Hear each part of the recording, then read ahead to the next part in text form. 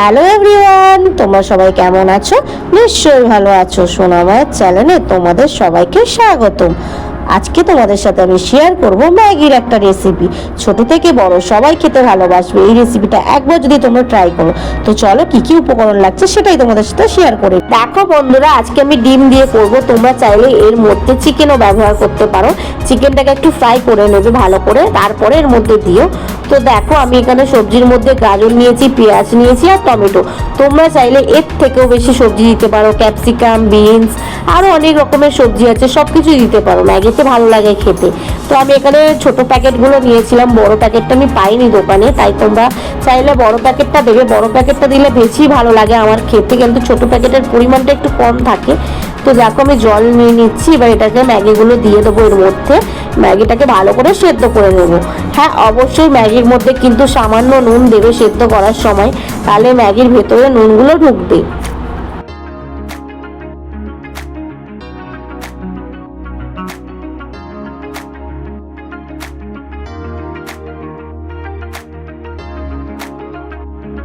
দেখো বন্ধুরা, আমার ম্যাগিটা অনেকটা সেদ্ধ হয়ে গেছে। ম্যাগিটা বেশিক্ষণ সেদ্ধ করব না, আমি ওই 5 থেকে 4 মিনিট মতো আমি সেদ্ধ করেছি, তার মধ্যে আমার হয়ে গেছে। এবার এটাকে আমি জল ছেড়ে নেব।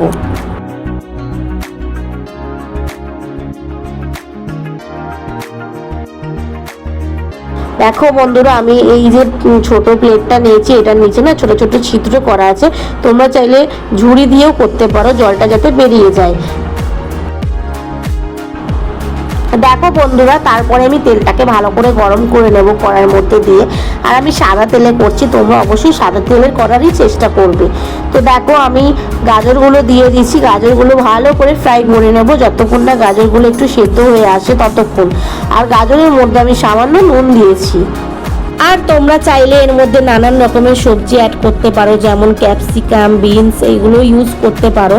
আমার কাছে ছিল না সত্যি কথা, তাই আমি ইউজ করিনি। না হলে আমি মাঝে মধ্যেই এই ম্যাগিটা বানাই, আর আমাদের বাড়িতে একে বলে ভাজা ম্যাগি। তো আমি যখনই বানাই তখন একটু সবজি দিয়েই করি। তো আমার কাছে ছিল না সবজিটা, তাই আমি দিইনি। তোমাদের সাথে শেয়ার করছি, তোমরা প্লিজ একবার হলেও বানাও।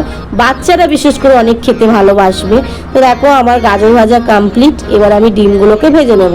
আমি 2টো ডিম দিয়ে করছি, তোমাদেরকে তো বলেই দিলাম আগে যে তোমরা পরিমাণ মতো ডিম নেবে। তোমরা যদি একটু ডিমটা বেশি ভালোবাসো তাহলে অবশ্যই ডিমের পরিমাণটা একটু বেশি দেবে। তো আমি ডিমটার মধ্যে সামান্য নুন দিয়েছি। এবার এটাকে আমি ভালো করে ভেজে নেব।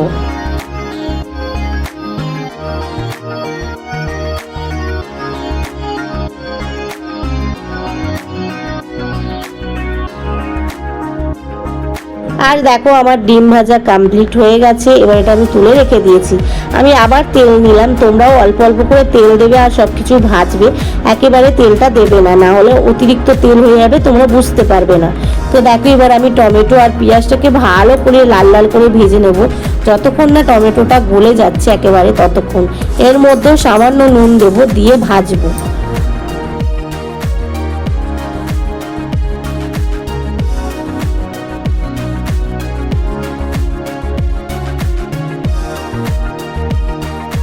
তো দেখো বন্ধুরা, আমার টমেটো আর পেঁয়াজটা ভালো করে ভাজা হয়ে গেছে। এবার যে ম্যাগির মশলাগুলো ছিল সবগুলো এর মধ্যে দিয়ে এটাকে এবার নাড়িয়ে নেব। মশলাটাকে একটু কষবো। কষার পরে আমি যে ম্যাগিটাকে সেদ্ধ করে রেখেছিলাম, আমার ওই ম্যাগিটাকে আবার দিয়ে দেবো এর মধ্যে। এটা এবার আমি ভালো করে ম্যাগিটার সাথে মাখিয়ে নেব মশলাগুলোকে।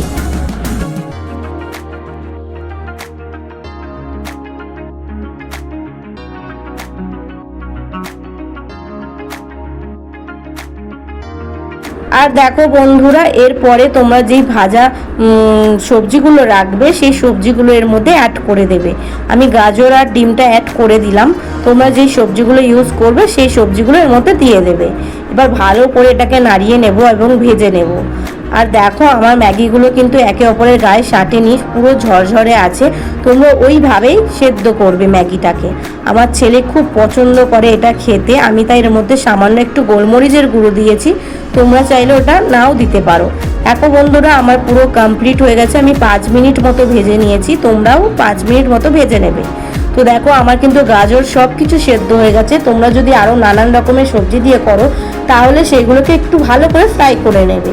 আর এটা ছোট থেকে বড় সবাই খুব পছন্দ করবে। একবার ট্রাই করো ওই ভাজা ম্যাগি, তাহলে আর তোমাদের জল ম্যাগি খেতে ইচ্ছাই করবে না। এই রেসিপিটা যদি তোমাদের ভালো লেগে থাকে তাহলে একটা লাইক কমেন্ট করে পাশে থাকবেন। আজকের মতো বাই বাই।